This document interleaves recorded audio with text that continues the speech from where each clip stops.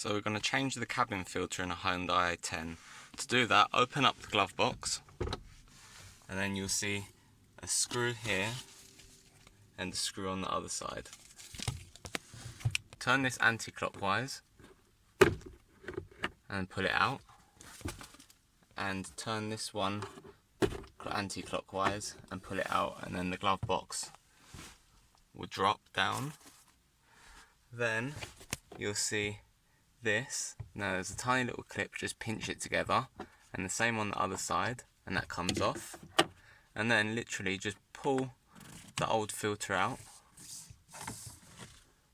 and that's it. Then get the new filter, slot it in,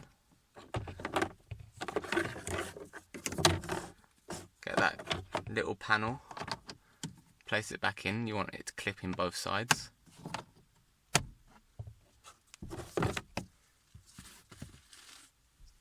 Then push the glove box up a bit. Put these little side clips back in. Turn them clockwise.